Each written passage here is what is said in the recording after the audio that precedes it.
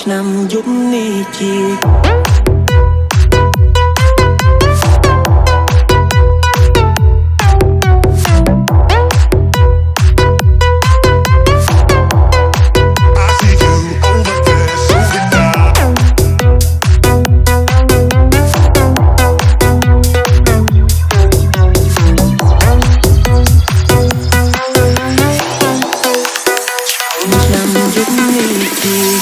ខ្ញុំផ្ដោះក្តីសុខឲ្យនាងមិនបានតែខ្ញុំមិនគួរបំបែកបំបាក់ក្តីសុខនាងទេ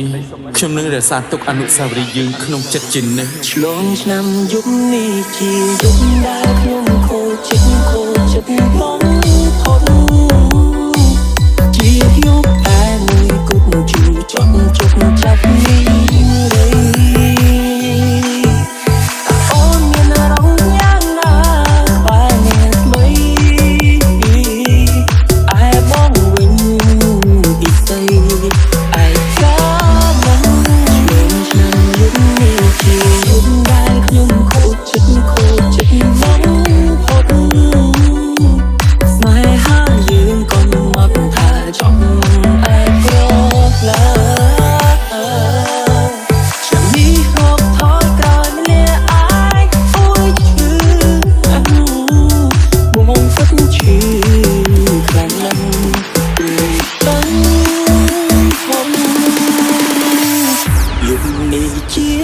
This is Manking in the FS team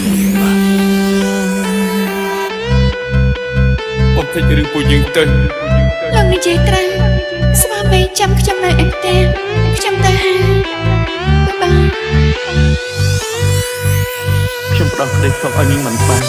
តែខ្ញុំមិនគួរបំបែកបំបាក់ក្តីសុខនាងទេ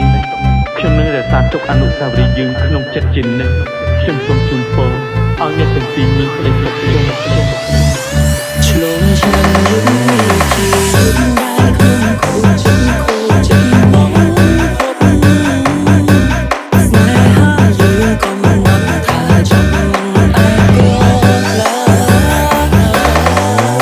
ចាំនេះមកថតក្រោយលាអាចអូយជឿបងពិតជឿ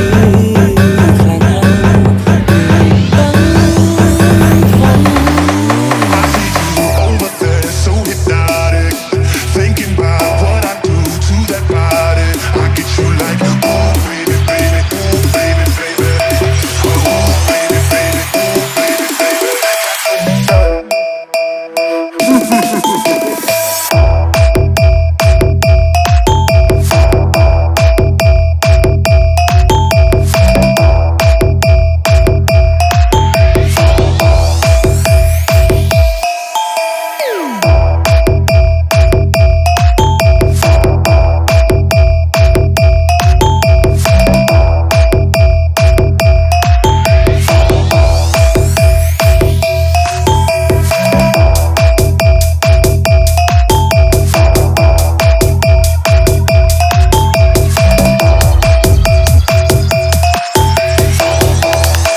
ឆ្លងឆ្នាំយុគដែល